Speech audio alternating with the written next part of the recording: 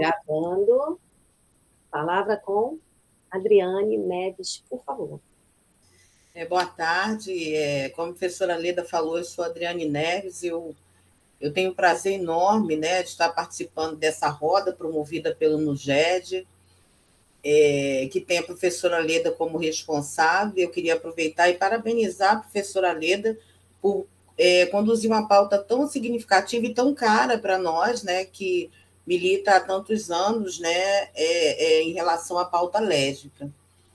A proposta desse encontro, além de enfatizar o Dia Internacional da Visibilidade Lésbica, é trazer a reflexão, e eu acho que é uma oportunidade da gente estar dentro do núcleo e dentro da universidade, trazendo as demandas e especificidades dessa população, né, porque se trata de uma instituição que dialoga, né, e tem vários cursos da saúde, e a gente sabe da necessidade que existe desse diálogo na formação dos profissionais, né? E eu com enorme prazer, e já de antemão agradecendo, né, eu tenho a alegria de trazer essas 3 mulheres fortes e que têm uma inserção e grande contribuição, né, no que diz respeito à visibilidade das pautas lésbicas, né? Eu vou apresentar cada uma delas, do jeito que elas me trouxeram e que gostam de ser apresentada, né? Ione Lindgren, carioca, cidadã do mundo, 65 anos, bisavó da Miki, consultora e ativista militante na luta pela segurança LGBT, analista comportamental, fotógrafa, jornalista e aposentada. Ela luta pela equidade dos direitos, principalmente das mulheres lésbicas, há 43 anos. Olha quanta potência. Coordenadora da Política Nacional, né? Coordenação Nacional da Associação Brasileira de Lésbicas e conselheira do Conselho Nacional Popular LGBTQIA+. Cristina Marques é psicóloga, especialista em gênero e sexualidade, mestre em psicologia social, com uma tese que dialoga a política de saúde da mulher LGBT em relação a lésbicas, conselheira estadual dos direitos da população LGBTQIA+, e componente da equipe técnica de saúde da população LGBTQIA+, da Secretaria Estadual de Saúde do Rio de Janeiro.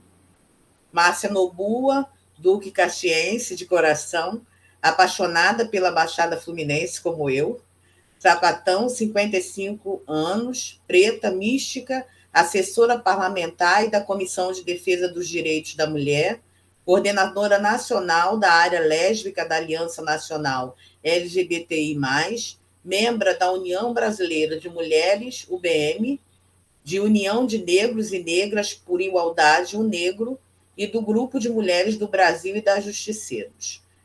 Cada uma de vocês terá uma fala de 20 minutos, né? Posteriormente a gente vai abrir para o debate, se estender um pouquinho sem problemas, né?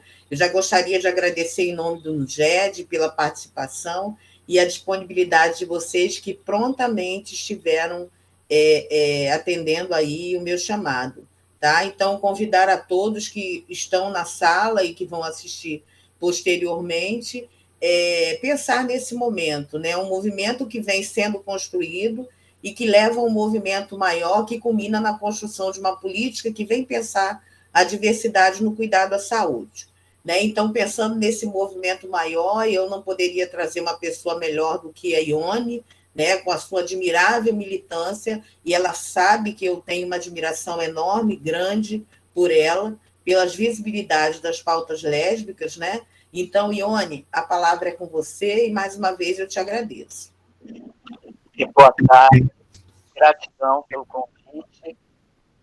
E, assim, eu acho muito, mas muito, sabe, bom que a gente saia de falar das coisas para nós mesmas, né? Porque aí a gente fica naquela coisa, já porque o grupo, porque é a rede, e a gente vai fazendo as coisas só para dentro. E isso não é a nossa proposta. Quando a gente parte para a luta e que a gente tem a visibilidade da proposta, porque aí sim a nossa saúde vai ser, né, reconhecida e vai ser respeitada, na verdade, é que eu acho importante que a gente realmente dê visibilidade a isso. E falo para você, foi uma coisa que eu aprendi a mais, foi mais uma coisa que acrescentar, que o Brasil não trata do Dia Internacional da Visibilidade Lésbica, esse dia existe. E que a gente está, assim, há um tempão comendo mosca, né? Porque é menos visibilidade para nós. Se a gente não faz nada, nenhum evento, não toca no assunto, é uma data que se perde, né, para nós. E, assim, enquanto conselho, a gente está construindo, quer dizer, fazendo toda uma proposta que a gente já havia feito no Brasil sem homofobia, mas também foi bom, porque eu gosto de ver as coisas boas, né? Não vou falar dos desgastes, dos governos, de nada disso. Foi bom porque ali no Brasil sem homofobia, a gente ainda subentendia que falando com um, a gente estava falando com todos. E a gente também esqueceu que qualquer coisa que a gente precise, a gente tem que exigir que vire lei. Enquanto não virar lei, é só coisa do momento daquele governo.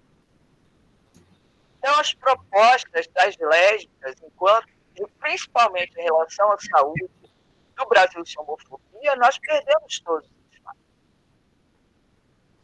Hoje, eu ainda recebo assim, notícias que acontecem, principalmente na saúde pública, embora muita reclamação nos planos de saúde também, em relação às lésbicas que vão procurar tratamento ginecológico que não performam feminilidade. A gente tem reclamação, e aí desculpa se alguém é contra, mas eu tenho que falar dos meninos trans porque eles têm a mesma genitália que nós, e isso não é respeitado pelos médicos. Nós temos a notícia, a última que nós tivemos, foi daquele rapaz que gestou e foi, deu à luz a própria filha, e só acreditaram quando a criança estava ali saindo da maca da emergência. Não deram atenção. Então, eu acho que a gente vai até além da saúde das lésbicas. É uma coisa assim de ter que levar de novo, principalmente para a saúde pública, todas as necessidades e a garantia do atendimento. Não é porque eu não me visto de sainha, não estou de salto e não estou maquiada, que vão me atender e aí pegar aquele aparelho que faz exame e colocar um imenso. Primeiro tem que perguntar. Tem que saber da nossa orientação sexual. Se tem problemas, vai fazer isso porque não gosta, é contra a minha orientação sexual, sinto muito. Mas, como profissional de saúde, tem que nos atender e atender bem, porque é por isso que nós temos um número muito pequeno das lésbicas que hoje a gente chama, né, chama entre si de caminhoneira, de posse, isso e aquilo, exatamente para desgastar o estigma que colocaram na gente e que evitam ir para a ginecologia, para fazer exame anual, coisas que nós temos certeza que são necessárias. Por quê? Porque desde a entrada ali no atendimento inicial, primário, né, se eu não me engano, que se chama, até chegar ao médico, é muita coisa que se escuta, é muita cara virada ainda, e é muito assim, olhar atravessado. Sinto muito, mas as pessoas têm que cuidar da vida delas, entender que nós somos humanos, seres humanos, e temos que respeitar uns aos outros, pronto. Eu não quero saber da sexualidade alheia, mas eu quero que respeitem a minha. E assim, nós temos recebido, e isso me preocupa, reclamação de atendimentos em médicos que são de planos de saúde. Eu mesma fui fazer o meu exame anual e a minha médica não está mais no meu plano. E aí foi um médico e ele veio com bico de pato, que chama, né? Não sei. Imenso, eu falei, querido, se você colocar isso em mim, eu vou te processar. Você pode usar o menor, que você não vai ter problema. Até porque eu já não tenho mais nada aqui, eu já retirei o ovário, o útero, tudo, meu querido. Então, eu não estou vendo o motivo para você vir com um bico de pato desse tamanho. Aí ele ficou todo, desculpa, pau, mas se fosse na saúde pública, ele ia querer fazer gracinha. Como a gente tem escutado, eu tenho levado isso para as palestras que a gente tem feito, mesmo que online a gente não parou, e isso me preocupa, porque, veja bem, a pessoa que está lá dentro, já mora longe, vai fazer o exame porque a gente insiste, porque a gente pede, a pessoa quer cuidar da saúde, não é tratada a contento, não é bem recebida, ela não vai voltar ao hospital. E aí, sabe, aí vou sair da parte ginecológica. A gente não é só nossa genitália, a gente tem um corpo inteiro. E aí a gente tem que ver como é que a saúde da mulher lésbica é deixada em segundo plano quando os profissionais percebem que se trata de uma lésbica, que não se sente bem com determinados profissionais, com determinadas gracinhas, em mudar de roupa na frente das pessoas. Isso tem que ser respeitado. Então, eu acho que a nossa luta ainda é muito grande. A nossa luta é muito grande. E a gente tem que ver isso. A gente tem que ver, por exemplo, hoje, nós estávamos combinando, e aí eu invadi o terreno de vocês, né, porque eu sou Grande Rio, porque a Paula trabalha na Grande Rio já há 3 carnavais, e aí eu já estou com a camisa de Grande Rio, vou sair, vou para o estúdio e já, olha... Aí eu falei, estava falando com a Arquivo, com a Camila, que, aliás, a Camila é da Pimpolhos, da gente fazer um trabalho exatamente desse nível, de pegar as criancinhas da Pimpolhos e ir pegar quem trabalha para as escolas, para que essas pessoas também levem para a saúde pública isso.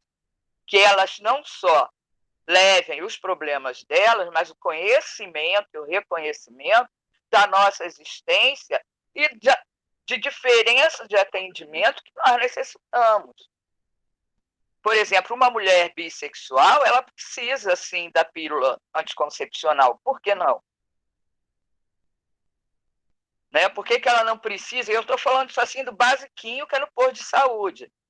Por que a mulher não pode pegar a camisinha? Por que tem que ser o homem? Tem coisas assim que acontecem. Isso foi fato no posto de saúde aqui de Botafogo, na UPA de Botafogo. Né? E assim, a gente vê as pessoas passarem por dificuldade. Então, quando a gente fala da mulher lésbica, a gente tem que lembrar que existem mulheres trans lésbicas. E que aí a saúde delas tem que ser muito mais trabalhada, porque tem gente que nem atende quando vê que é uma mulher trans, mas que ainda tem a genitália masculina. Olha, é uma coisa que me dói muito. E assim, quando eu agora estou fazendo as palestras, eu estou já na parte da gerontologia, da geriatria, eu acho muito legal, porque não sabiam como lidar ainda conosco. Né? Eu assumo a idade e meto a cara. Agora tem gente que não assume a idade, aí fica mais difícil deles convidarem. Eu acho muito legal eu estar na luta, estar com 65, vou entrar nos 66 esse ano, e quero que essa luta continue sempre. E muito. Porque quantas vezes, Dri, a gente conversou a respeito dessa saúde e que não se conseguiu tirar do papel as nossas propostas. Por exemplo, sábado, a gente tem a primeira conferência popular da cidade que queremos. Ela vai ser pelo Insta, pelas redes da Casa NEM, mas estou convidando todo mundo a participar, que é essencial. Eu vou ficar lá o tempo todo, tá? E de 14 horas, às 14 horas, nós vamos ter exatamente a discussão sobre envelhecimento das mulheres lésbicas. Como é que é isso para a gente? Entendeu? Eu sei que tem um monte de palavras bonitas, mas vamos falar a verdade, é envelhecimento. A minha cabeça, meu corpo não acompanha mais a minha cabeça. Você vê que eu estou aqui deitadinha, descansando meu corpo, eu vou sair. Antes eu aguentava pique de ficar 24 horas direto, e aí eu não aguento mais. E daí vou parar por causa disso? Então é isso que a gente tem que questionar também as nossas mulheres que já estão, as companheiras que estão querendo dar tempo, parar. Não é o momento da gente parar. A gente tem uma luta pela frente, porque nós somos a primeira geração de lésbicas a chegar a essa idade, e nos assumimos. Então, nós temos a obrigação de brigar por essa faixa. E aí você vai convidar, e aí vem. Então, eu coloco na frente, sim, de todas as minhas participações, onde eu estou participando, para poder participar enquanto mulher lésbica idosa, vamos falar a verdade, porque o meu corpo é idoso, e a gente tem que parar de ficar com essa coisa de politicagem quando se trata de coisas essenciais para nós, e que não são discutidas quase sempre na academia.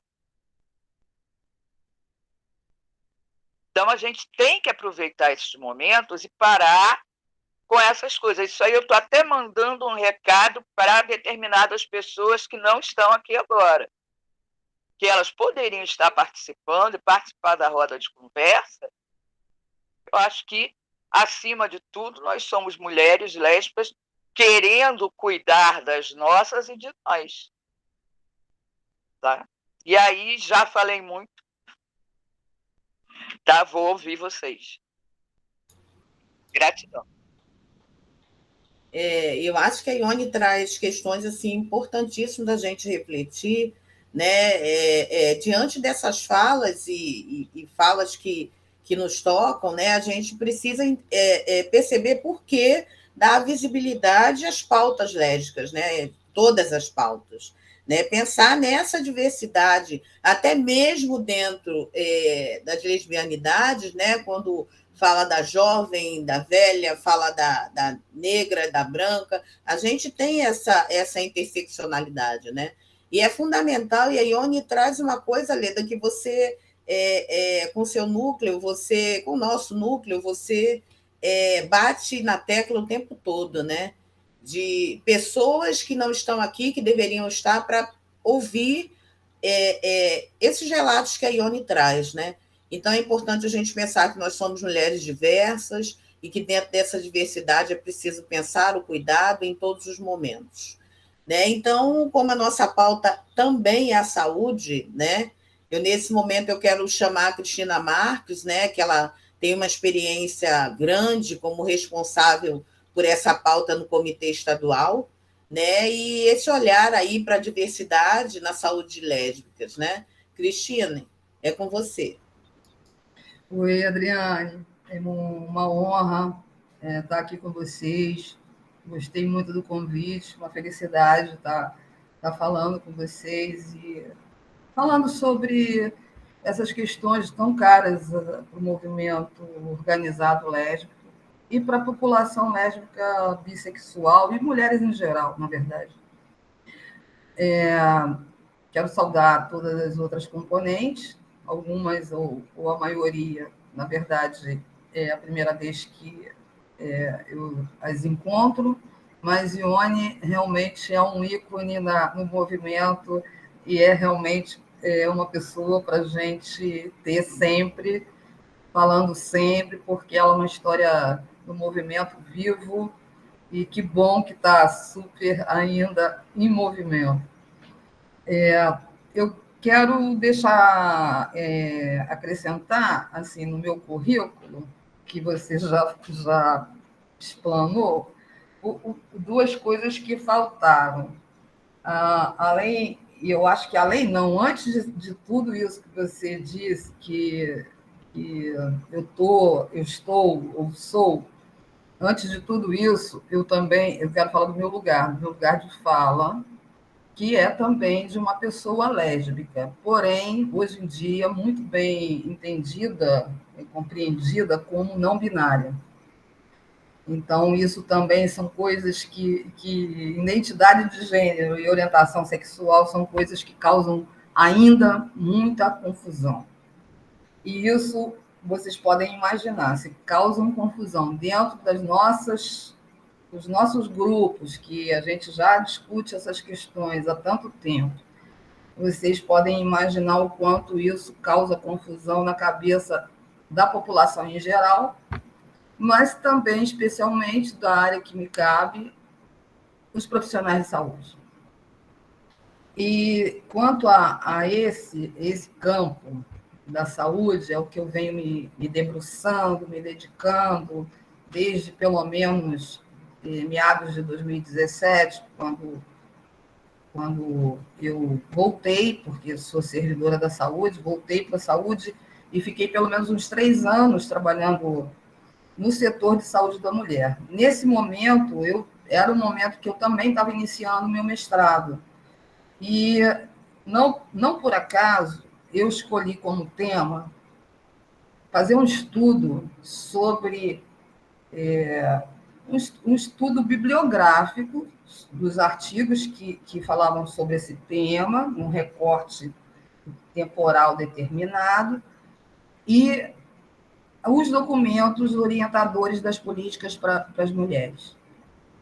Qual não foi a minha surpresa, não foi exatamente uma surpresa, perceber que, de 2004 para cá, embora a saúde da mulher seja um campo de trabalho e estudo muito antigo e que tenha se organizado muito precocemente dentro da saúde pública, lá no início do século passado, só em 2004 é que a gente consegue perceber, ver num documento orientador de políticas para as mulheres, a palavra lésbica, a menção às mulheres lésbicas. Não se fala ainda em 2004 em mulheres bissexuais. Não se fala ainda em 2004 em mulheres transexuais. Tampouco em homens transexuais. Pois, pasmem, esse documento ainda vigora e ele foi reeditado em 2011, porém, sem nenhuma alteração. Eu acho que mais importante do que descrever ipsilitri, a minha pesquisa, é falar de uma das conclusões que ficou patente de todo o meu estudo, é que tais políticas, tais documentos produzidos pelo Ministério da Saúde, com o intuito de dar diretrizes, orientar todos os outros níveis de atenção, que é a estadual e as municipais, as secretarias de saúde municipais, eles, apesar de 2004 mencionarem a existência da mulher lésbica, eles não dão nenhuma orientação ou indicativo de que como produzir essa ação de cuidado. E também não dão nenhuma indicação de que as secretarias estaduais e as municipais teriam que produzir, a cada uma no seu nível, documentos que fossem assim, mais específicos, fossem mais aplicáveis no dia a dia das unidades de saúde, né? E isso ficou muito claro para mim, como também ficou muito claro que o pensamento da saúde pública sempre foi, infelizmente ainda é, a gente está tentando desconstruir, mas ainda é um olhar cis heteronormativo sobre o corpo de quem tem os ditos órgãos e, enfim, vestimentas e comportamento e performance feminina. De maneira que isso tem um impacto no atendimento. E essa lógica, essa lógica foi construída na sociedade e foi transportada desde muito tempo até para os estudiosos da saúde, de que você olha para uma mulher, a mulher já tem na cabeça do profissional uma vida sexual específica e um destino biológico específico. Qual seria? essa mulher, ela só se relaciona com homens amorosamente, sexualmente, e ela tem um destino biológico específico que seria a maternidade. Então, isso já está digamos assim, no subconsciente, já está tão entranhado na sociedade, e os profissionais da saúde são parte da sociedade, que eles, assim, quando iniciam um atendimento a uma mulher, eles já direcionam para esse pensamento, para essa lógica, que a gente chama de heteronormatividade.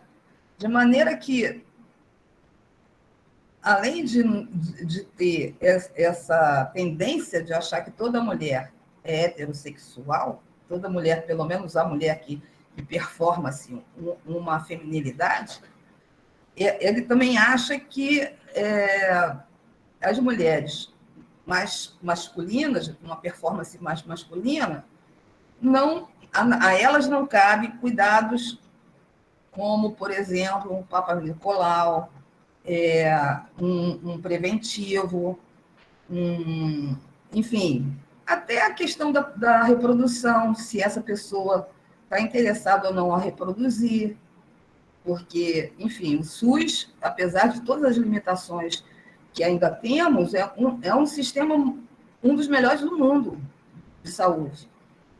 E ele é muito complexo, porque ele é muito grande e ele é muito bom. Na verdade, ele é muito bom, mas ele precisa ser frequentemente organizado, frequentemente atualizado. E isso, eu diria que o Estado do Rio de Janeiro, ele está muito, assim, deixando a desejar, especialmente na questão da saúde da mulher e da saúde da população LGBT, de uma forma geral. Durante o tempo que eu tive na parte do setor de saúde da mulher, a gente fez esse debate, a Ione até participou de um evento que nós fizemos lá na central, na administração central. Foi o primeiro evento, Ivone, que a secretaria promoveu para falar desse assunto, né? E a gente falou também de reprodução assistida, e uma realidade que no Rio de Janeiro ainda não existe, porém o SUS já faz, mas em poucos estados. Atualmente eu não estou atualizada, mas até 2018 tinha vários espalhados pelo Brasil, mas certamente o Rio de Janeiro ainda não atende essa, que é uma demanda muito verdadeira, muito autêntica da população LGBT, tendo em vista que até os estudos já mostram que as mulheres lésbicas, elas acabam partindo para inseminação caseira, e essa inseminação caseira acaba colocando elas em risco algumas vezes, do tipo, não só em risco de saúde, porque não vai ter uma avaliação do parceiro ou do sêmen que vai ser usado, mas como também em fragilidade jurídica, quando do nascimento dessa criança, sobre a maternidade e algum pleito eventual de paternidade, os combinados que não são respeitados no fim das contas. Então, isso eu penso que é um ponto assim, muito delicado e importante, muito caro para a população lésbica, a questão da reprodução assistida. Eu, como servidora da saúde, como profissional de saúde e como participante, apoio técnico de um setor que se chama saúde da população LGBT, hoje eu estou assim, mais ocupada de cuidar da população LGBT como um todo. Mas é claro que a questão lésbica me é muito cara. Me é muito cara porque faço parte da população, me é muito cara porque meus estudos são todos mais específicos, voltados para a população lésbica, e a gente tem feito bastante parcerias, conversas. A gente está num momento atualmente, por exemplo, de escrever e publicar o primeiro plano de ação para acolhimento e cuidado da população LGBTQIA+. Isso tem que estar publicado até final de 2023. Isso a gente vai publicizar como se deve, porque não adianta escrever orientações e leis e etc., se a gente não publicizar. Se a gente não fizer a informação chegar a quem precisa. Porque uma das coisas que a gente debate no Comitê de Saúde LGBT é que as pessoas que participam do movimento LGBT, que participam do comitê, que participam de conselhos de saúde, essas pessoas, em geral, elas são muito mais bem informadas e municiadas para enfrentar algumas situações, que não são poucas e nem são raras, de preconceito e discriminação. Só que não é todo LGBT que participa do movimento social. Eu nem sei qual seria o percentual da população LGBT que participa de movimento social, que participa de espaço de comitê, de participação social, política social, porque, no fim das contas, a gente não tem nem informação de qual é o tamanho da nossa população, porque o IBGE ainda não incluiu essa pergunta muito claramente, e também a saúde é falha no quesito informação, porque apesar de já ter lá na ficha de cadastro do usuário, da usuária, o campo para dizer sobre a sua orientação sexual e o campo para dizer sobre a sua identidade de gênero, isso ainda não está compilado, digamos assim, o sistema de informação ainda não tem os mecanismos necessários para estar juntando todas as informações de todas as unidades, e o mais grave, os profissionais de saúde, que também não estão preparados ainda para preencher esses campos e para perguntar para a população sobre a sua identidade de gênero e para perguntar para a população qual é a sua orientação sexual. Eles não sabem como fazer ou não querem fazer, por questões morais e religiosas, muitas vezes. Isso também é uma coisa que a gente está tendo como foco para avançar e superar essas dificuldades. E, paralelamente a escrever o plano, a gente está fazendo sensibilização e qualificação regional do estado do Rio de Janeiro, são 9 regiões. Agora a gente vai começar com a região do Médio Paraíba, mas pegando Resende primeiro. E, inclusive, a Adriana vai participar, já está convidadíssima para participar dessa sensibilização e qualificação, porque a gente precisa entender que essas pessoas elas estão dentro de um caldo cultural que elas não podem fugir. E mesmo dentro das equipes tendo pessoas LGBT, muitas vezes elas são invisibilizadas ou invisíveis, elas mesmas se silenciam, por uma questão de defesa, proteção.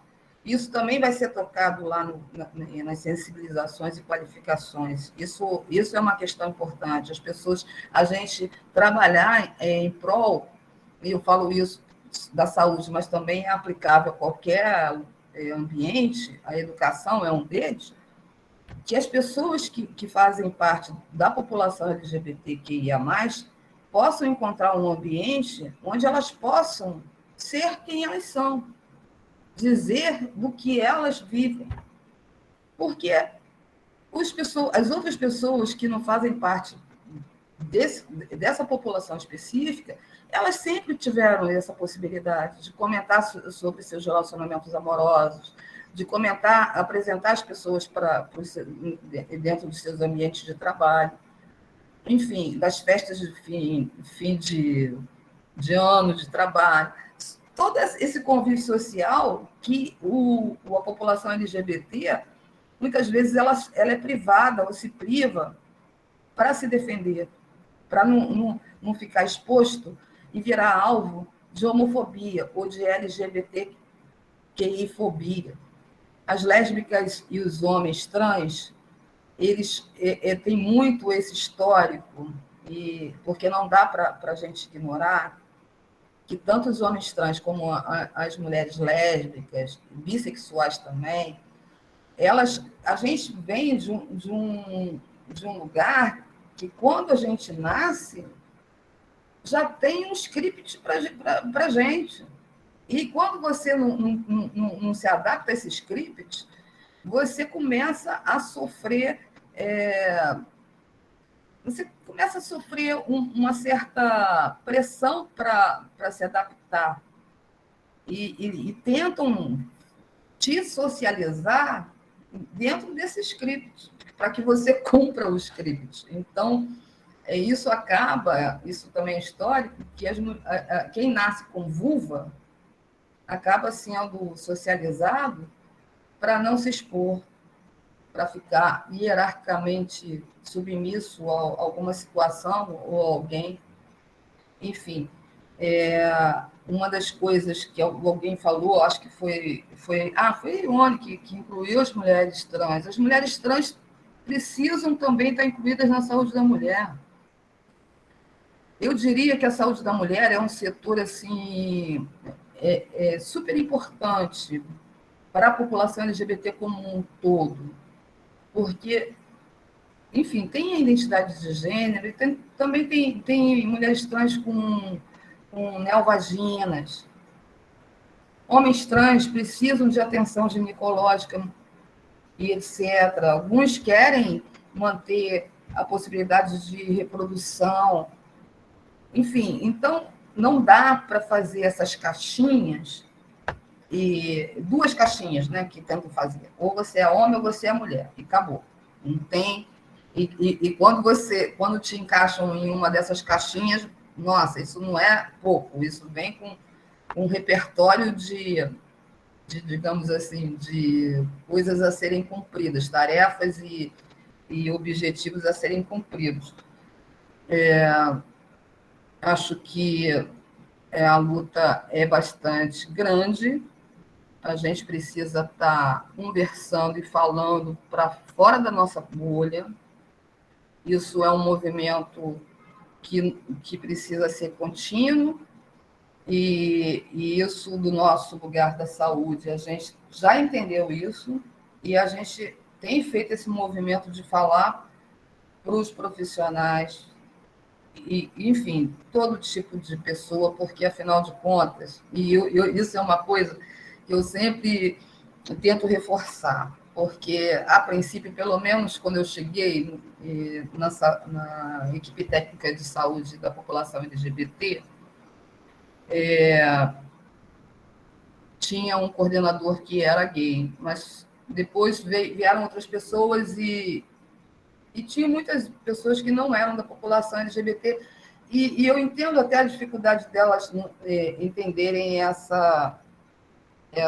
esse pensamento, essa vivência, essa realidade que só quem transita, quem faz parte, compreende e se afeta de verdade, porque, apesar de eu ser profissional de saúde e tudo isso, eu já fui alvo de discriminação, e eu diria que, de uma certa, posso interpretar como homofobia numa clínica de família, fazendo um exame preventivo. Então, assim, isso é muito frequente, isso não é nada raro. E a gente precisa quebrar esse padrão, isso foi um padrão que foi estabelecido. Mas, só para finalizar, só para dizer que eu tenho tentado e feito sempre nas minhas falas, dentro da saúde principalmente, um esforço para que as outras áreas, porque tem vários programas dentro da saúde, como eu falei, o SUS é um sistema grande, complexo e muito bom, mas, por ser grande e complexo, ele precisa sempre de atualização e arrumação, digamos assim, estudo mesmo, né? Eu diria até, eu costumo, estava pensando nisso no outro dia, que, sinceramente, os profissionais de saúde são formados em faculdades e etc., mas eles sabem pouquíssimo de SUS. Se alguém aqui me escutar e pode levar minha ideia à frente, quiser levar minha ideia à frente, eu acho que vai ser muito bom, porque é preciso fazer uma especialização, uma pós-graduação só sobre SUS, quem se gradua em qualquer área da saúde. Porque quem se gradua na área de saúde precisa entender de saúde pública, senão não vai fazer nenhuma saúde privada tão boa assim. E aí eu costumo eu sempre dizendo que ia finalizar, mas não finalizo nunca, mas agora eu vou finalizar para dizer que eu tento passar a ideia, que é uma ideia, ainda é só uma ideia, mas eu desconfio com quase certeza de que todas as outras populações que na saúde a gente trabalha separadamente, em todas elas, saúde, população negra, população indígena, população quilombola, privada de liberdade, enfim, portador de deficiência, idoso, e criança, adolescente e todas as outras, que tem outras que eu devo estar esquecendo, em todas elas está a população LGBT incluída, ou seja, isso significa que nós não somos exceção, nós somos a população.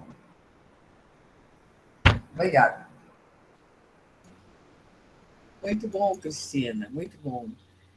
A Cristina nos traz dificuldades e ela é muito, muito enfática quando ela diz que isso sempre acontece, né? São dificuldades que cesseiam o acesso das lésbicas nas unidades de saúde, que vai vulnerabilizando. Porque se eu não tenho abertura, não me sinto parte daquele ambiente, eu não vou retornar àquele ambiente, né?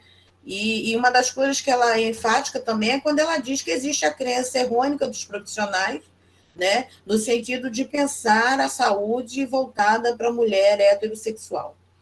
Né? E aí existe uma grande militante, Márcia Noboa, né, que ela vem fazendo um trabalho aqui na Baixada Fluminense de conscientização mesmo nas unidades de saúde, quando ela se depara com essas situações, ela vai até as unidades de saúde e direciona, de certo modo, esse cuidado. Né? Então, Márcia Noboa, ela vem pensando a militância a partir da educação destes profissionais, né? A partir das rodas que dialogam as pautas, e vem convidando a gente para estar aqui na Baixada Fluminense fazendo esse diálogo.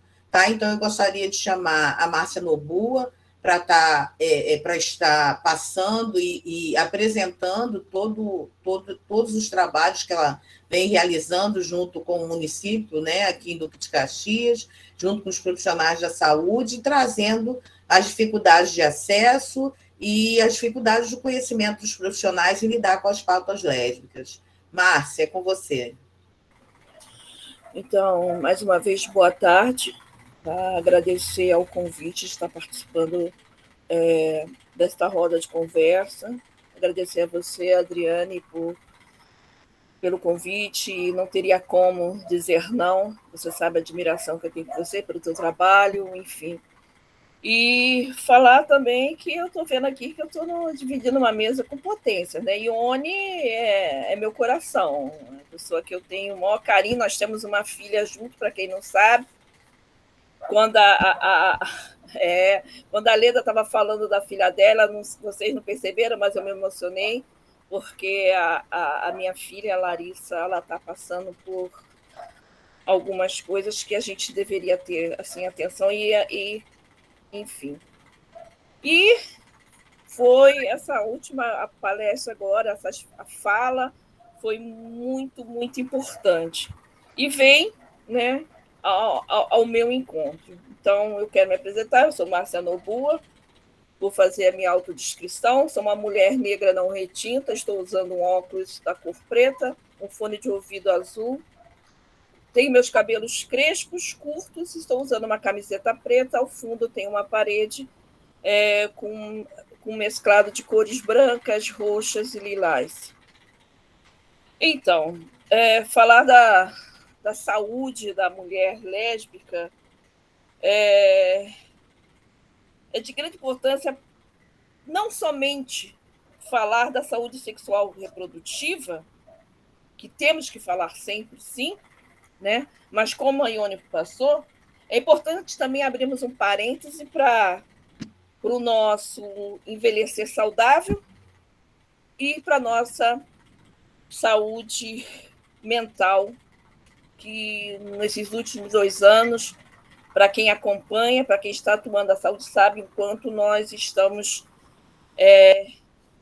nos adoecendo, né? Com essa pandemia aí. E como é a saúde, na minha visão, enquanto militante, enquanto chegando nas redes, o que eu ouço, o que falta é o acolhimento.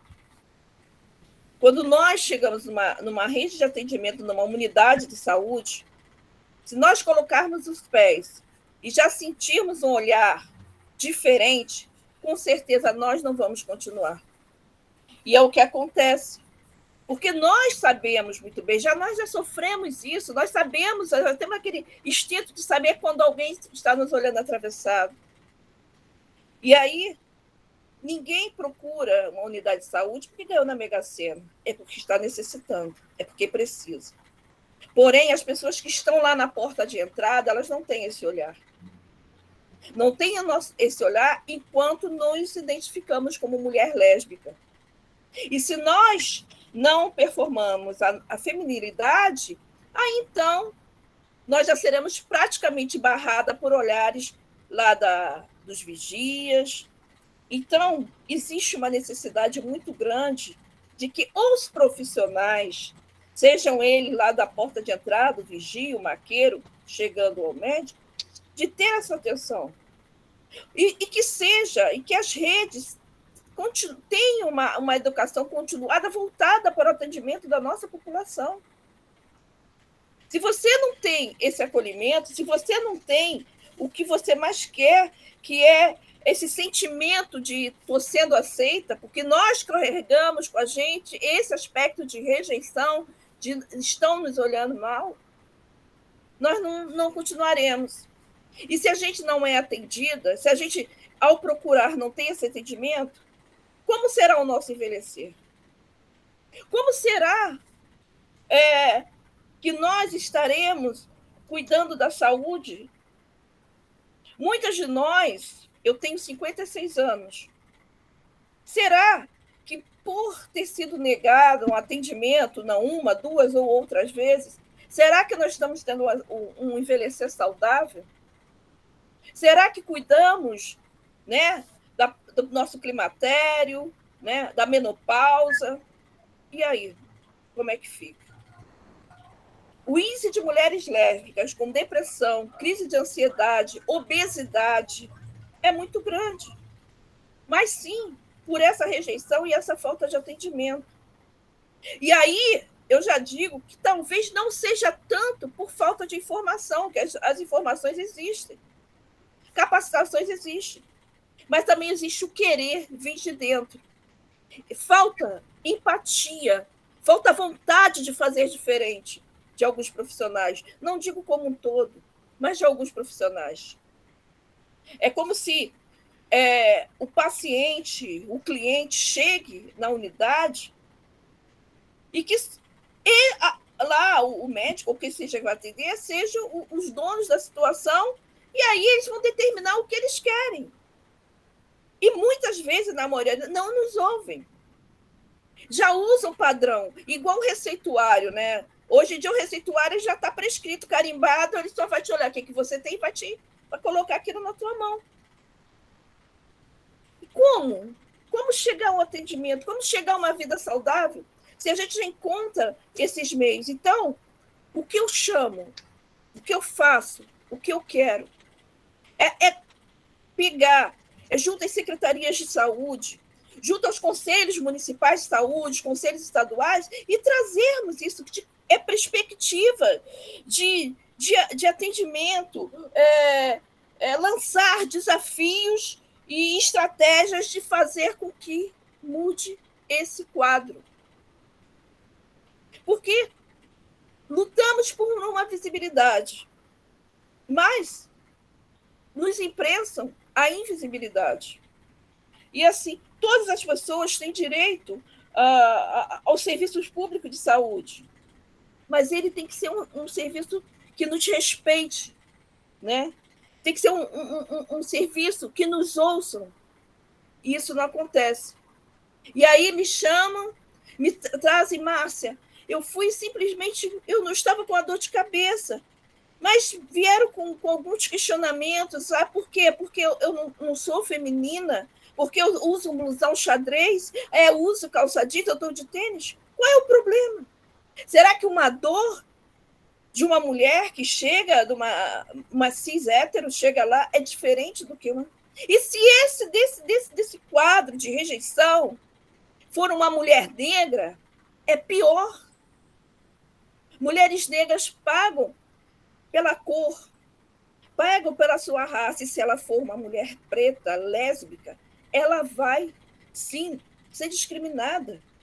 Tiro isso por muitas mulheres negras que são lésbicas, que engravidam e que sofrem na hora do parto. Uma, por serem lésbicas, e duas, por ainda existir aquele conceito de que mulheres negras resistem à dor. Então, assim, são pequenas coisas para o olhar que está à nossa frente, mas são coisas grandiosas para nós que estamos sofrendo isso dia a dia. Existe a necessidade, sim, de chegarmos aos municípios, de equipes qualificadas que tragam um diálogo, de saber o porquê. Por que você não me atende assim? Por que você, dentro da sua área de trabalho, do seu setor de trabalho, qual é a dificuldade que tem de entender? Eu lembro que eu fui fazer uma capacitação em Petrópolis para a Guarda Municipal e começamos a dialogar. Foi pesado, mas em um determinado momento, quando terminou, um guarda municipal veio até mim e abraçou e falou assim, eu consegui entender o porquê. Porque é a vergonha de dizer assim, eu entendo por quê, porque podem achar que eu também sou um LGBT. Então, assim, é necessário que as pessoas compreendam, é necessário que a gente, como eu falei, arrume estratégias de fazer com que seja entendido como ser acolhido. A coisa básica dentro do atendimento da área da saúde é o acolhimento. Se você não tiver um bom acolhimento, o restante não vai acontecer. E aquele paciente ele não vai retornar. Precisa de diálogo, precisa dessa necessidade. E é isso. Então, assim, é mostrar para profissionais que se nós, lésbicas,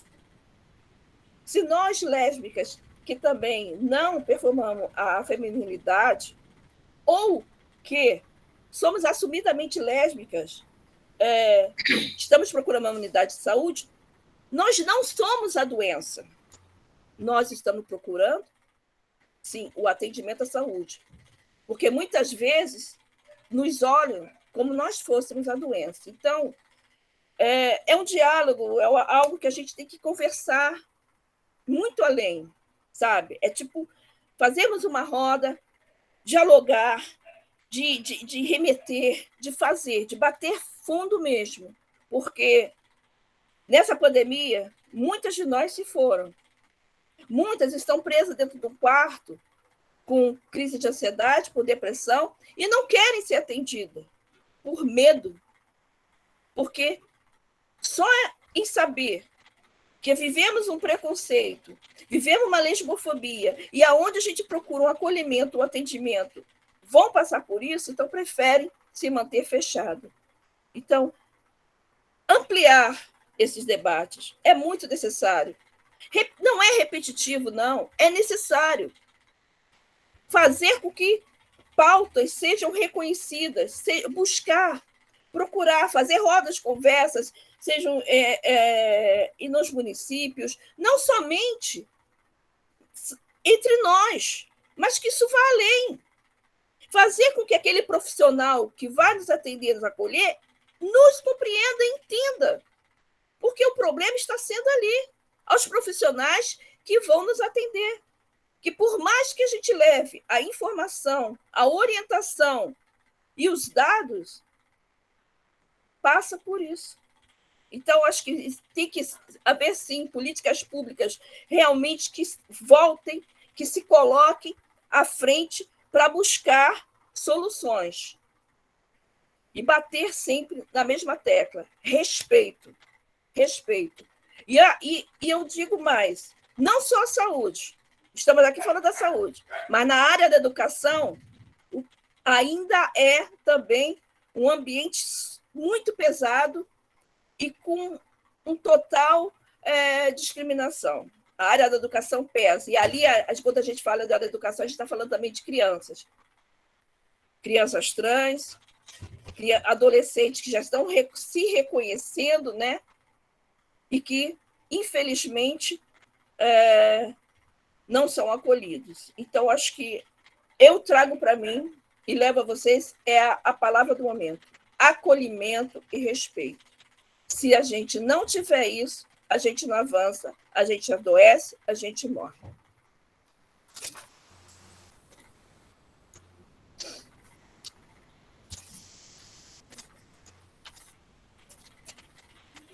Eu quero agradecer a Márcia, né, pelas suas palavras.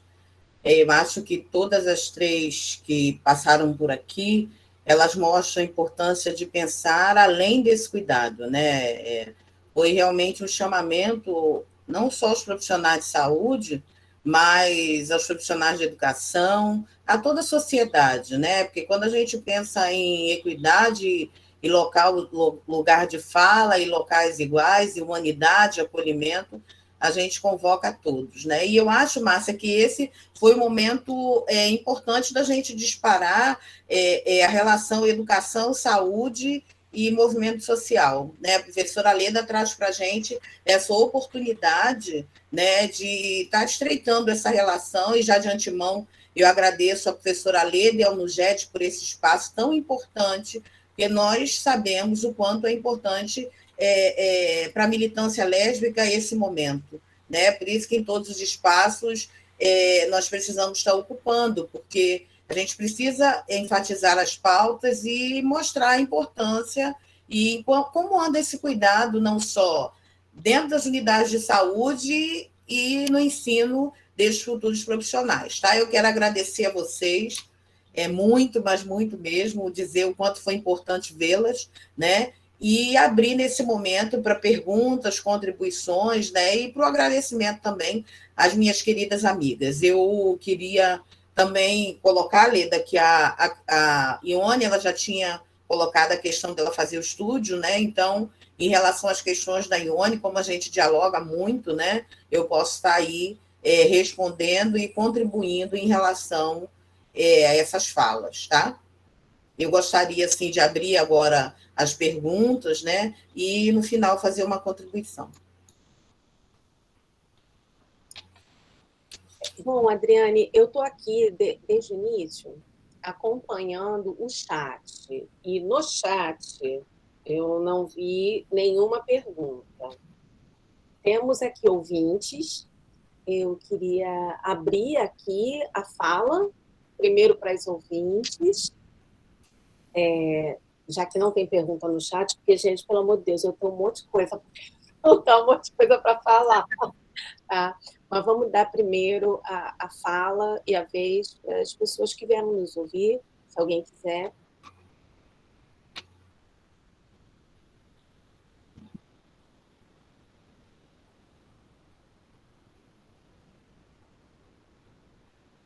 Acho que então, né, já que ninguém abriu o microfone, então vamos lá. Olha, tanta coisa que vocês trouxeram, eu não sei nem por onde começar, sinceramente. Acho que eu vou começar primeiro pelo fato de ter aberto esse espaço aqui para a pauta da saúde lésbica, né? é que, fora o fato de estar trabalhando aí à frente do MIGED, e que é um núcleo que trata do acolhimento da população LGBT no campus, o nosso campus, ele é o único campus da rede de institutos federais do Brasil que tem cursos de saúde, cursos de graduação de saúde. Então, um pouco antes até de todos vocês chegarem, da gente abrir essa sala e tal, estava conversando aqui com a Adriane, eu não tenho experiência em magistério anterior ao IFE. Então, eu não posso ter essa lupa. Mas ela falou um pouco, né? Creio que tomando como base aí as suas experiências na docência em outros espaços, né? Que realmente eu acho que foi a Maria Cristina que falou que o profissional da saúde ele não tem formação para o SUS, né? Acho que é uma das coisas assim que eu percebo, mas assim com o olhar de fora, porque o meu olhar ele está todo impregnado com o que é a formação que a gente trabalha no IFE de Realengo. O povo até reclama que tem muito SUS. Não é, Adriane? Tu já ouviu isso? Né?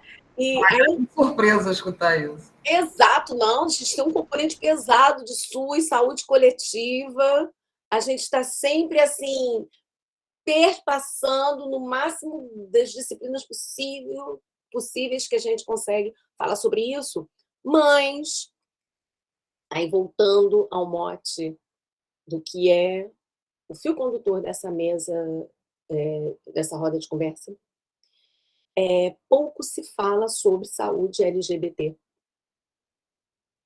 Mesmo que na convivência a gente... Uma coisa é você conviver assim, cruza com uma pessoa na sala dos professores, cruza com outra no corredor, e aí todo mundo parece mega inclusivo, né?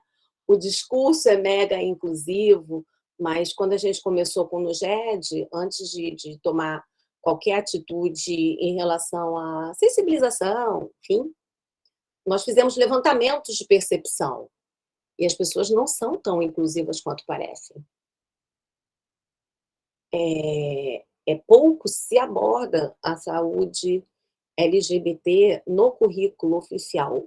O que se tem são optativas, são espaços como esse, que mesmo que seja assim um trabalho de formiguinha, a gente vai levando, porque nem que seja devagar e sempre, a gente vai chegar lá, né? E aí eu queria pegar um gancho do que Maria Cristina falou, né? Corrija-me se eu estiver enganada. Você falou que teve a oportunidade de trabalhar, né, com a questão de diversidade, saúde LGBT, com várias pessoas, inclusive com pessoas não LGBT, né?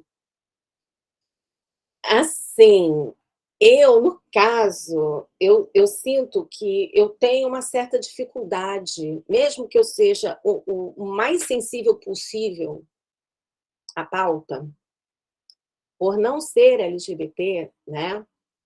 Eu sinto, primeiro, a dificuldade, né, na empatia, que a Márcia falou, né? Eu tento ao máximo compreender a sua dor, mas eu não sinto a sua dor.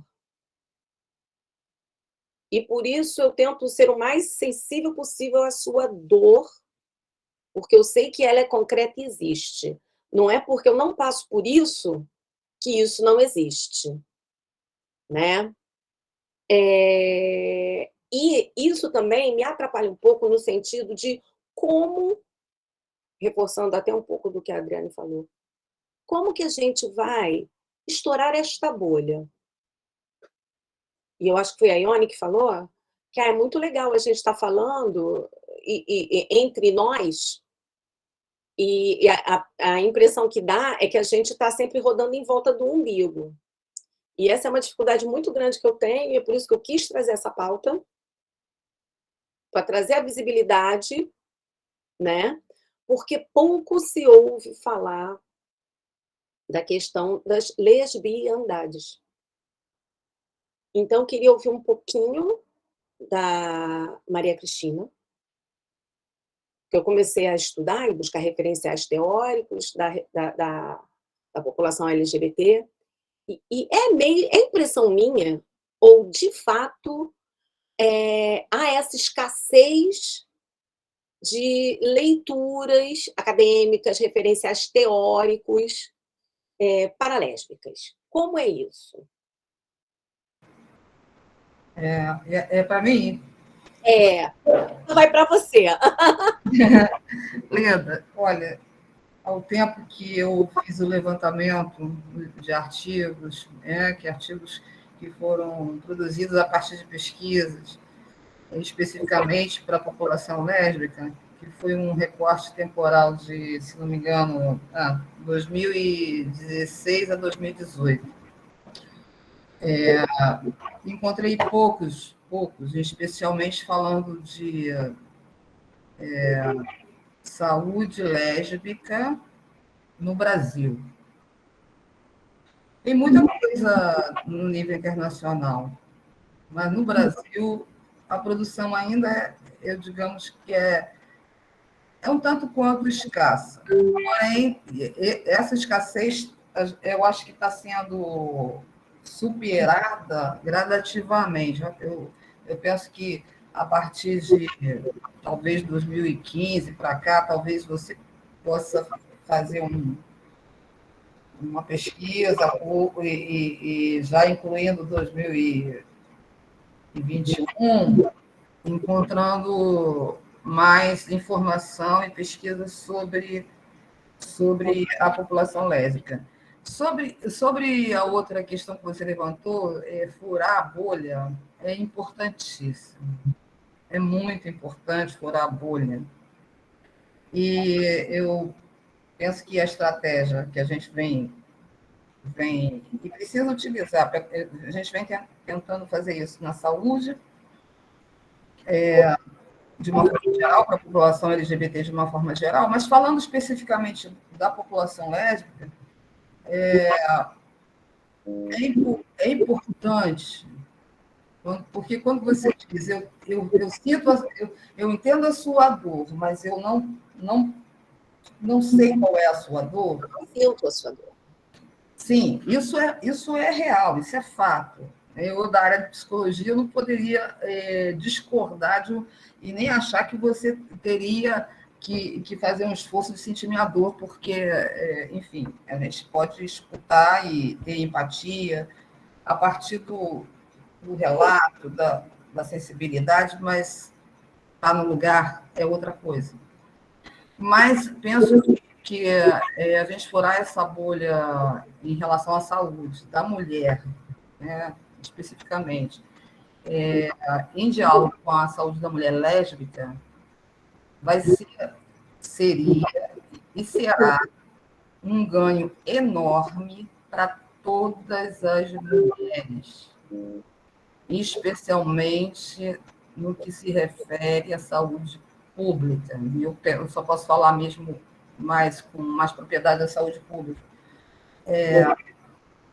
Porque, a partir do momento que você vai encontrar um profissional sensibilizado, qualificado, para querer te conhecer, para querer saber, não ter aquela fórmula já na cabeça de que você é hétero, de que você está no momento de tendo relações ou não está tendo relações com homens, que você tem planos, dependendo da sua idade, de engravidar e ser mãe, que ele considere que existem mulheres lésbicas, que ele considere que existem mulheres bissexuais, que ele considere que existem mulheres que transam com mulheres, e isso também é outra categoria, e também considere que a sexualidade, não só feminina, mas já que a gente está falando da feminina, ela não é assim uma coisa estanque.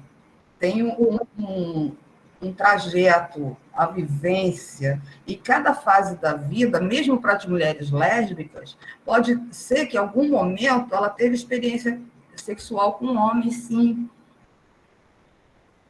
Até para que ela que se reconhece, identifica como heterossexual, ela pode ter tido, ou está tendo, um interesse sexual por outra mulher, sim, um desejo sexual por outra mulher, sim.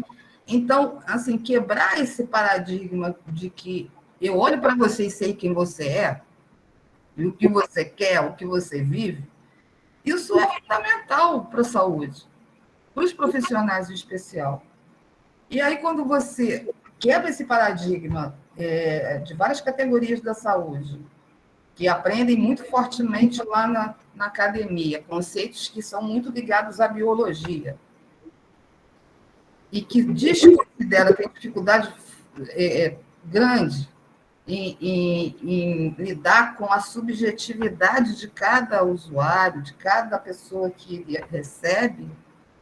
E isso, quando a gente fala de saúde LGBT como um todo, especialmente a lésbica, a gente vem questionar essa lógica que estabelecida, essa cis-heteronormatividade que está entranhada no subconsciente, nas relações, nas falas, nos convívios, nas dinâmicas, na produção de ação, de serviço, de profissionais de saúde, a gente acha que todo mundo vai ter ganho.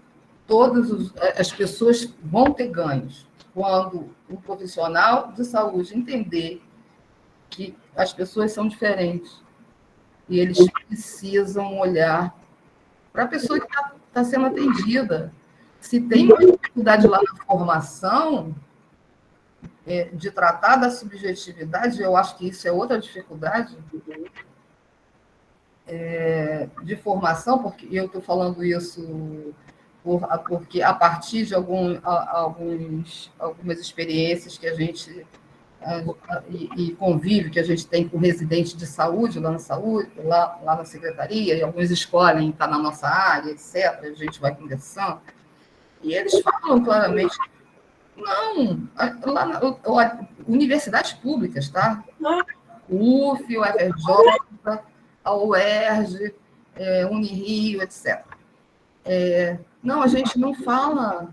Não, olha só tem uma cadeirinha que fala, só tem isso aqui, eu corri para cá para fazer essa residência, para poder saber alguma coisa sobre isso, porque está muito na mídia, está na vida, enfim, não dá mais para fingir que essa população não existe. E eles sabem que vão encontrar essas populações, sim, às vezes eles próprios fazem parte da população. Pois é.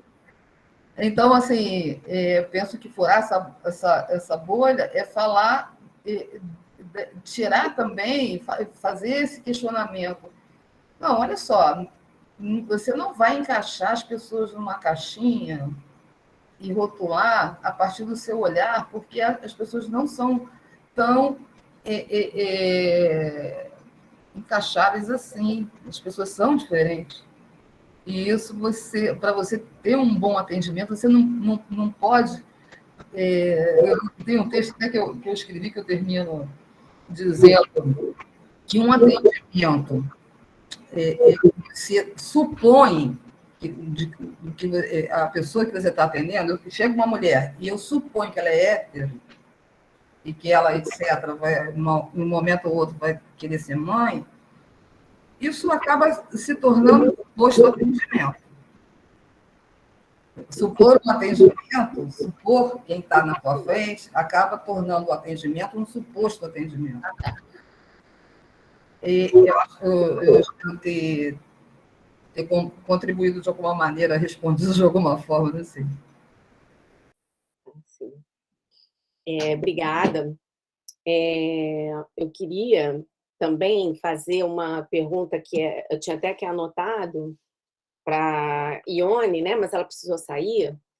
Então, assim, então acho que a Adriane talvez possa, né, falar sobre. Antes de fazer a pergunta, vou buscar um pouco das palavras da Ione, que eu achei assim bem legal ouvir, assim, pelos anos de experiência, né, de vida, de vivência, de tudo mais, né? Porque desde muito nova, embora eu não tenha me dedicado a estudar dentro da saúde a questão do envelhecimento, eu sempre me perguntei, desde muito nova, assim, o porquê das coisas, aliás, o pior do que eu perguntar o porquê das coisas é o porquê não, né? Porque, assim, quando a gente é pequenininho, vai crescendo perguntando por quê. É aquela coisa irritante, né? Eu rapidamente mudei minha pergunta do porquê das coisas do porquê não. Por que que a mulher não pode isso, né? Por que que, né? Por que que por que que é negado a sexualidade a uma pessoa que já tem cabelo branco, né? Porque a pessoa, ela tá viva lá, né? E indo muito mais além do que é a invisibilidade lésbica, né? Já se pressupõe que uma mulher de uma determinada idade para frente sequer tem vida sexual de qualquer natureza que seja, né? E aí, no outro dia, né, quando eu estava assim, conversando, falando assim, um pouco da minha história de vida e tal, né? Como que foi a história da questão de entrar para o movimento LGBT e tudo mais, né? Eu venho de uma família que, assim, a gente não tem grilos com isso. Tanto que semana passada, meu pai, ele já está num processo assim de começando a já, né? Mas então ele começou a ficar ligado e buscar coisas de envelhecimento na internet. Aí ele achou um canal que chama Tô Passado. Você já ouviu falar, Adriane? Não ouvi falar, mas vou procurar. Eu vou mandar para ele, acho que eu estou até com ele aqui, eu vou botar o link para vocês. Aí o meu pai, olha só o que eu achei, minha filha, você que trabalha com essas coisas, né? Ai, minha netinha, não sei o quê. Achei aqui. Então, o Tô Passado, ele é um canal do YouTube de um cara que fala de envelhecimento gay. Mas aí a gente retorna. E tanto que o vídeo que o meu pai me passou, eu vou até ver se eu localizo aqui, para também botar o link aí para vocês, né? É esse aqui, o vídeo que ele me passou. É uma entrevista do cara que é desse canal, tá? Que ele fala sobre o canal, e ele mesmo fala, mas o meu lugar de fala é do homem gay, que envelhece, porque conforme a gente vai envelhecendo, a gente se invisibiliza. Não posso falar da lésbica que envelhece, né? Então, assim, jogo aqui a sementinha, vai que a lésbica de hoje será uma lésbica idosa amanhã, né? Porque agora como é que eu vou dizer? Essa geração está toda apropriada dessas ferramentas, né? Vamos ver se aparece uma outra, né? Um outro canal que trate da questão, né? Porque eu vejo que é muita negação, né? A mulher não pode ter sua sexualidade sem o homem, a pessoa de idade não pode exercer a sua sexualidade, que é quase que um pecado, um tabu, né? E aí eu queria saber, Adriane, como é que você vê essa questão do envelhecimento e sexualidade?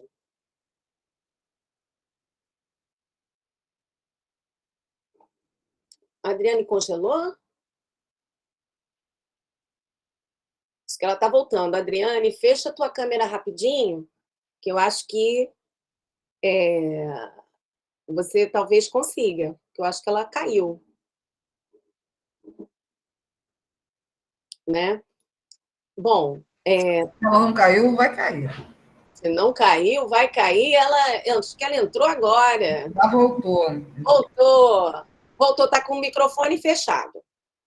Congelo, mas tem meu plano B. Vou pelo celular mesmo.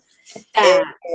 Eu acho, Leda, que Ione e Márcia Noboa também vem militando nessa área, né, da lesbianidade e envelhecimento, né, mas como você mesma trouxe, né, não é meu local de fala ainda, mas como eu venho acompanhando as meninas, como você bem trouxe, quando as pessoas chegam, né, na questão da maioridade, né, da idade melhor, começa a ser invisibilizada sim, né? No sentido de pensar, e aí a gente traz a questão não só da lesbianidade, mas a questão de vida, né?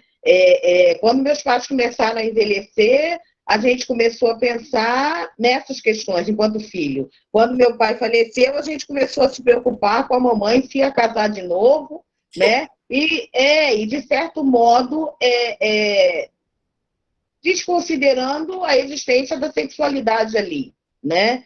Então, a gente observa muito, não só em termos de pensar a lésbica, né, na sua melhor idade, mas também pensar como ela fica dentro das questões lésbicas e do movimento lésbico nas questões de sexualidade. Tá? Márcia Noboa e Ione, elas têm dialogado muito sobre essa invisibilidade, né? A gente já participou de uma roda juntas, né?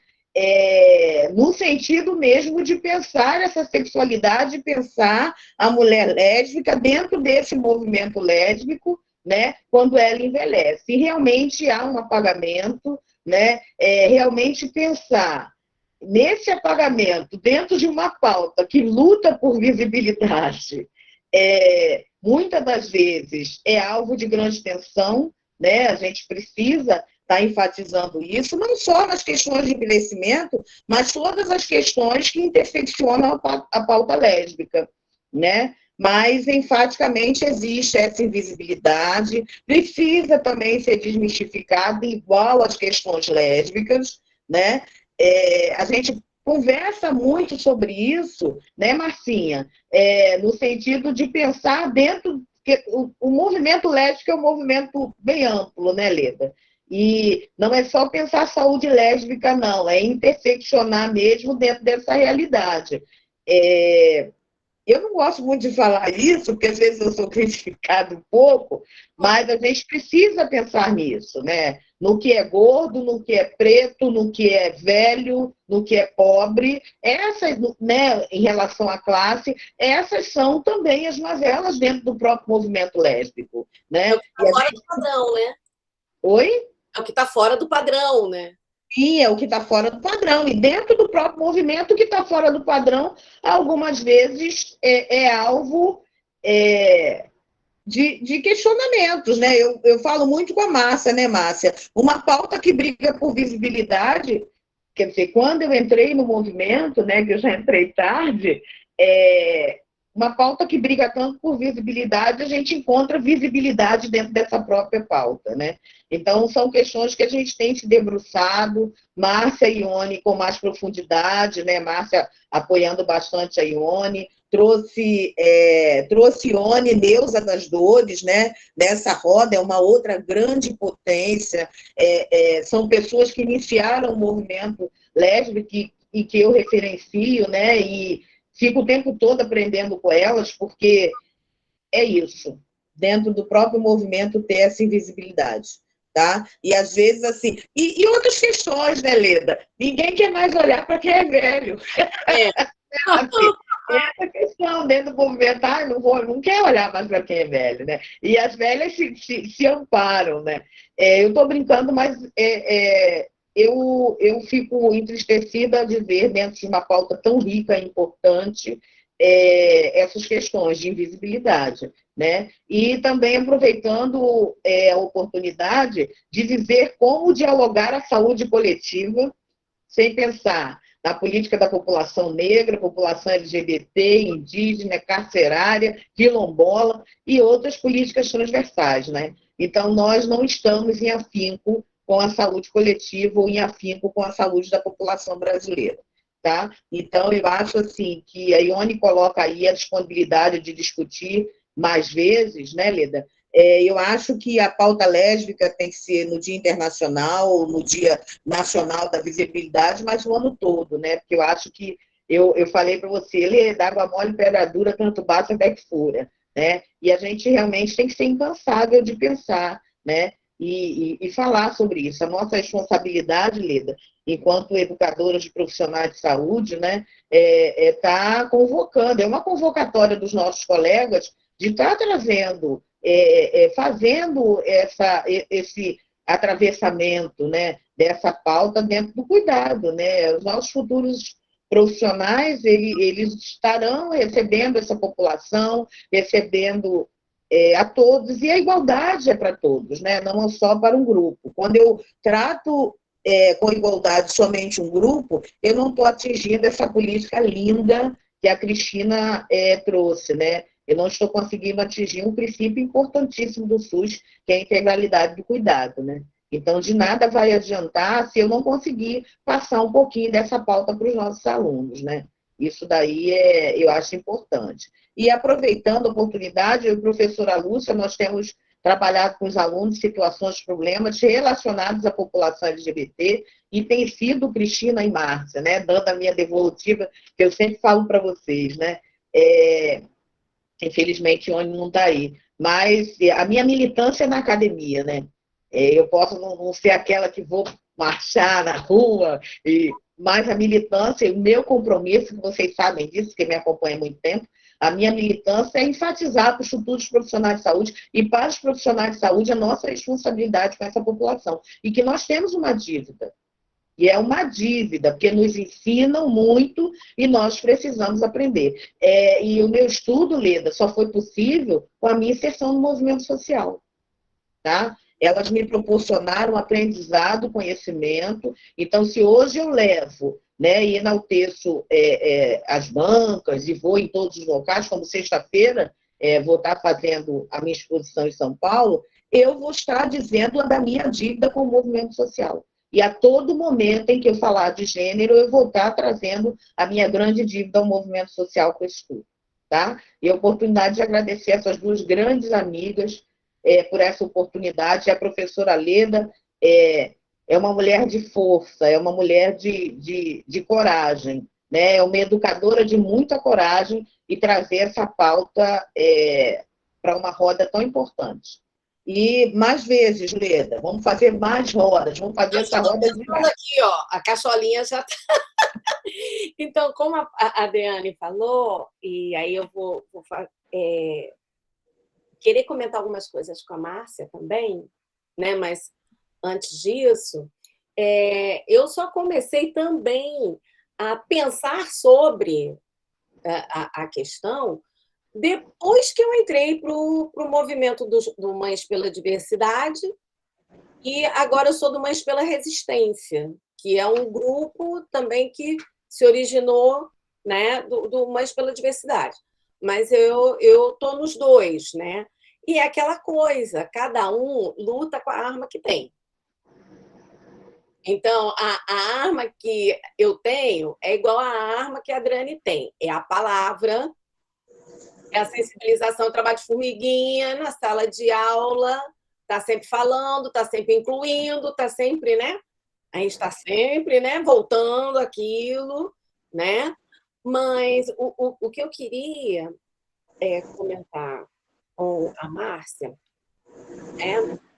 primeiro, eu não entendi. A sua filha chama Larissa também, Márcia? Sim, sim.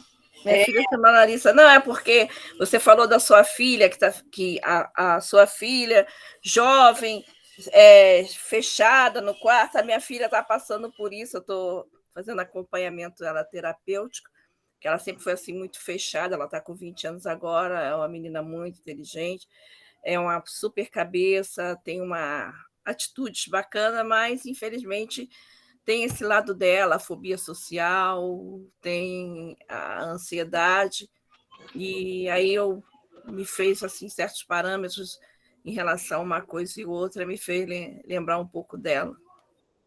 Mas eu acho assim que, independente até dessa questão individual, né, a gente está vivendo um período assim realmente muito, muito difícil, emocionalmente, mentalmente falando, né? E que acaba repercutindo na saúde mental das pessoas, né? Porque a própria questão individual da pessoa e um coletivo desse mundo louco, opressor, desesperado, desesperançado que a gente está vivendo. E aí, em relação a isso, que eu queria ouvir um pouco de você, Márcia, que quando algumas coisas que você falou e que me tocaram aí fundo, né? Porque certas coisas, para quem não vivencia aquilo, é como se não existisse, né? Estou falando assim, como que passa para gente? Eu não vivo tal situação, não enxergo, então aquilo para mim não existe. Mas aí você estava falando aí em algum momento sobre a questão do sofrimento da mulher lésbica negra. E vamos acrescentar aí também a questão do periférica, né? Eu morei no Jardim Leal durante um tempo, e a minha filha mais nova nasceu no Jardim Leal. Então, a minha filha mais nova, ela é caxiense de nascimento, né? E Jardim Leal é, assim, quase que periferia de Duque de Caxias, nem centro né? Assim, aí conforme você está falando, uma coisa assim, uma situação que me passou pela cabeça. É recorrente numa situação dessa, até mesmo por vulnerabilidade econômica, uma mulher negra passar por um relacionamento hétero, engravidar e etc e tal, por conta de vulnerabilidade econômica? Isso é fato. Isso é fato. E dentro da minha fala, né, que eu estava citando em relação a uma mulher lésbica negra, quando ela se coloca, quando ela quer ser mãe, quando ela vai ao seu atendimento, uma já é complicado para o atendimento, né, pré-natal, quando ela já vai com a sua companheira. E quando chega o momento do parto, aonde existe o direito do acompanhamento do parto, e ela chega com uma companheira, e ela é negra, já vem, inclusive, casos de barrar, de achar que não teria como, é lei, existe isso. Agora, em outros casos, existe um fato de dizer que as mulheres negras ela resistem à dor, isso é histórico, isso aí é. E aí deixam essa mulher sofrendo por horas para poder ter o seu bebê.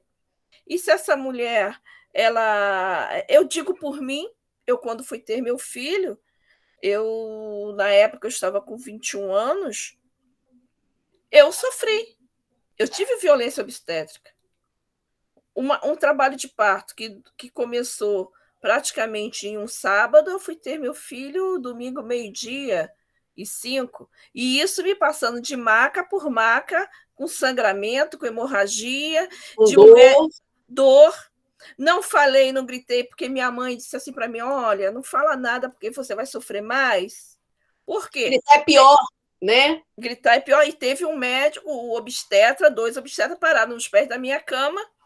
Eu estava com recomendação da sonografia de repente, ter um parto cesariano, apesar de eu ser do parto normal, de querer um parto normal, mas tinha uma recomendação, caso houvesse, enfim.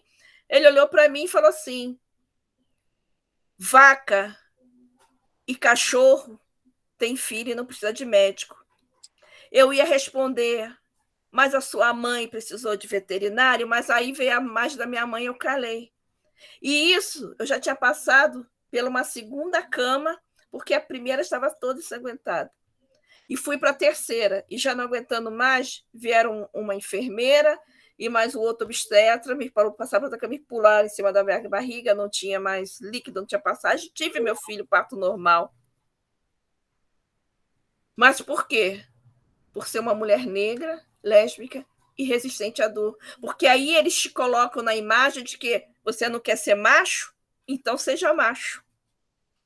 Isso tudo são coisas que passamos, que muitas, como eu, passo.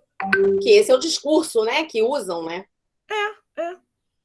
Exatamente isso. Então, assim, vai além. Você falou aí sobre como uma mulher, ao envelhecer, né, sobre o seu relacionamento, né, o sexo. Eu fiz uma live uma vez com, não sei se vocês conhecem, o Ponte do Idoso. Não sei se vocês já ouviram falar. Já. Então, é em Botafogo, né? Oi? É em Botafogo, eu acho. Sim, então eles sempre me procuram quando quer. Então, o assunto era o sexo, né? Da idade 55 mais, né? 50 mais. Como é? Então, assim. E não era somente. Eram mulheres cis, né? Hétero cis, eu como lésbica, falando sobre minha pauta, as outras não eram. E a colocação é a seguinte: eu acho que nós, ao envelhecer, a gente tem que desmistificar essa coisa do envelhecer como um todo.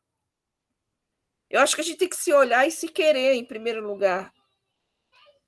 Que as pessoas nos olham, ao envelhecer, eu observo muito isso, que você faz parte de um núcleo, de um todo. É isso. Aqui você aqui você é uma criança. Você, conforme vai envelhecendo, a idade vai passando, não há uma junção, não, há uma separação. A tendência é o afastamento daquela sociedade que está em torno de você.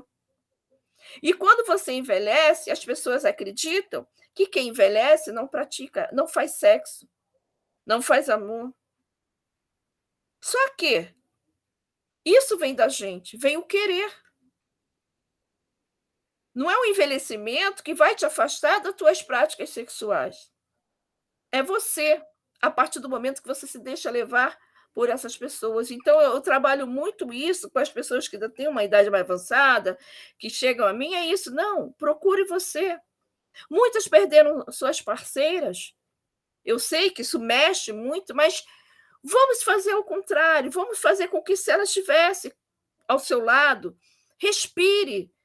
Dê isso para ela em outra dimensão, enfim. Mas, assim, a prática sexual é vista com... Existe o preconceito entre as mulheres, entre o movimento lésbico. Entre as nossas existe esse preconceito. Por quê? Muitas nos olham, vêm nos olhares, muitas lésbicas novas, olha, há um interesse se somos solteiros ou não, mas só querem no sentido de buscar conhecimento, buscar alguma coisa e o descarte. Outras querem aquela mulher, quando há um relacionamento, e muitas de nós, que já tem nossa faixa etária de idade, mas aí ela quer aquela mais jovem. Não, porque eu quero a jovem para me deixar mais jovem, mas não. Existe isso entre nós. Então, as pessoas têm que aprender a trabalhar, a ter o amor próprio, a se reconhecer como tal. Se a partir do momento que você não se quer, não se queira, não se ame, não se deseje, você não vai conseguir desejar ninguém, nem amar ninguém. Eu falo que nos relacionamentos, em primeiro lugar, não é o amor, é o respeito. Se não houver o respeito, não existe amor. E você também se respeitar a você, ao seu corpo, a se querer, a se amar. Se você está velha, se você envelheceu, se você está gorda, se você é baixa, se você é alta, se você tem cabelo, se não tem cabelo. Porque em algum momento alguém vai te olhar do jeito que você quer que você se olhe. Mas, em primeiro lugar, você tem que passar por cima disso tudo e se querer bem, se amar. Se você não se amar, ninguém vai amar melhor do que você a você próprio. Então, isso é bom que as pessoas trabalhem, e eu me reconheço assim, eu sou uma pessoa que eu me quero muito bem, eu me amo, eu me olho, eu posso estar do jeito que for, toda ferrada pós-Covid, mas eu estou ali. Capenga, mas eu estou ali. E eu acho que isso é importante. E é importante que o sexo está na mente, não está no corpo. E se sua mente for preparada para isso, você faz sexo sozinho, amor.